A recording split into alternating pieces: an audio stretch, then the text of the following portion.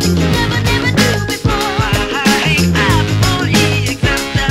What you blush to make for now, I'm gonna teach you all about love, yeah. Sit yourself down, take a seat. All you gotta do is repeat after me. A, B, C, easy as 1, 2, 3. All simple as. Hi, my name is Denny DeMarcy. I'm the Regional Loss Venture Manager for Sherman Retail Group, covering the United States. Today, Luke Jenkins and I are going to be talking about the LP/operations audit conducted in your stores. The audit itself is broken into 6 categories, each category aimed at preventing shrink for that particular area of your business. So cash accountability is one category. In that category, we're looking at the complete accountability of store funds, deposit information, making sure you pull correctly, all those facets of your business. The second category is high-risk POS transactions. In that category, we're looking at all your high-risk POS transactions that are normally noted or printed out on your daily transaction report. The basic gist of that category is, are those transactions being completed according to company policy? Are they being signed by the manager who's completing the transactions? And are they attached to the daily transaction report? Awareness and training is the third category. In that, we're looking at what is the awareness level for loss prevention and shrink in your stores, and are the safeguards in place that we have already set up to help prevent it. Another category is the asset protection and safety category. In this section, we're looking at making sure that your store is safe, both from an employee or team member point of view, as well as a customer point of view. We're also looking to make sure that safeguards we have put in place for protecting our assets are being followed in the store. The next category is the business acumen category. In that section, we're looking at how well do you know what is driving the business of your store. Things like custom printing, GD pack skills, your daily sales rally sheets, all things that drive sales. We're going to talk to the team members, talk to the store managers, make sure it's being completed. Finally, the last category is the receiving category. Of all the categories in audit, this is one of the most important shrink-causing categories that we look at when we're doing an audit. Okay, so Luke and I will now walk you through an actual LP audit. You get some real hands-on training through this video of exactly what we're looking at, how we're looking at it, and most importantly, why we're looking at it. Hi, I'm Luke Jenkins, Regional Loss Prevention Manager for the Canada Retail Stores. I'm here today to talk about 2 sections of our LP audit, cash accountability and POS high-risk transactions. To get started, I've selected 14 days of media envelopes to review, as well as a daily deposit report. Let's get started. When conducting this phase of the LP audit, you're looking at basically 14 days worth of media envelopes. When you're doing that, you're basically covering both the cash accountability, or the majority of the cash accountability category, as well as the high-risk POS transactions category. As Luke will show when he starts going through this paperwork, there are several things that we're going to look at. Okay, the first thing that he's doing is he's going to compare his Z-read totals for everything that normally gets included in the deposit. That's cash, checks, and traveler's checks. He's going to add those up on a calculator. He will subtract or minus any variance that the store noted on their daily deposit log. And this must always be, 100% of the time, must always be the amount of the deposit.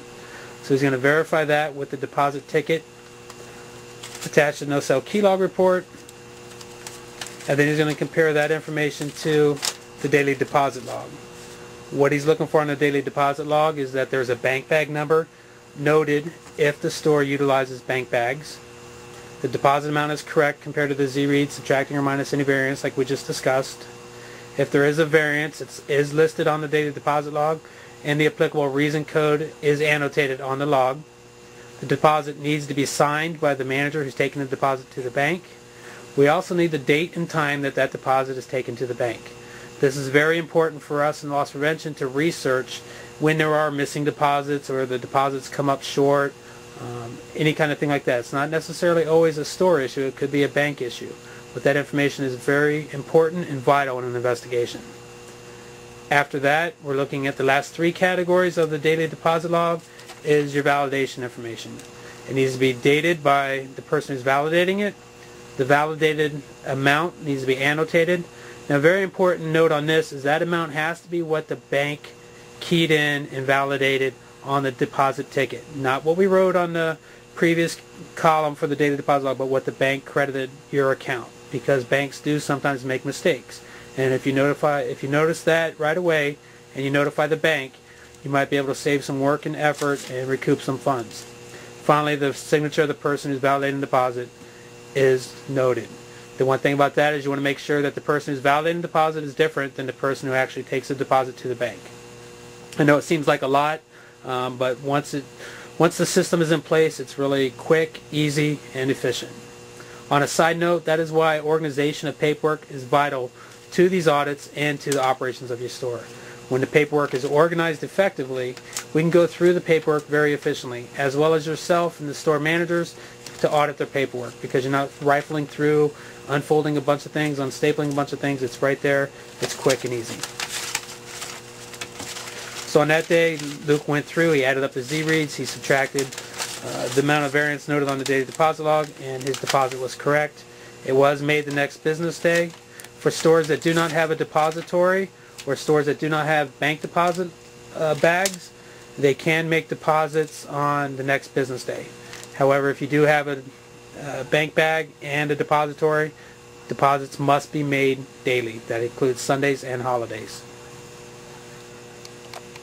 Now that Luke's verified the Z-read totals versus what's noted on the daily deposit log, check to make sure that everything was listed on the daily deposit log correctly, deposits are being made timely. He's going to open up the paperwork, and we're going to check what is normally on the daily transaction report and correlates with the high-risk POS transactions section of the audit. Basically, any high-risk POS transactions that are conducted during the day are going to be listed on your daily transaction report. This will include associated sales, post voids, transaction cancellations, returns, paid-ins, paid-outs, etc. Anything listed on the daily transaction report has to be attached to the back side of that report. What we're looking at now is basically if they did a return, is the return done correctly? Is it done within policy? Is it signed by the manager who's conducting the return? And is the customer information completed on there if applicable? If it's a associate sale, is the associate sale rung by a member of management, and is it different than the person who's making the purchase? Post voids, do we have the original receipt attached to the post void? If it's re-rung, do we have a reprinted receipt attached? Is it signed? The gist of the whole category for high-risk POS transactions is that the media is accounted for, it is done within policy, and it is signed by the appropriate persons who completed those. Okay, so that's your daily transaction report. Your no-sell key log report is just basically a listing of all no-sales completed on that day.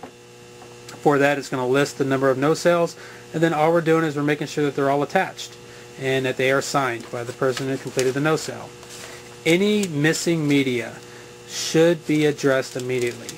So if you notice that you're missing no-sales or returns, it could be any number of reasons. It doesn't actually have to be a theft reason, but it could be just straight sloppiness.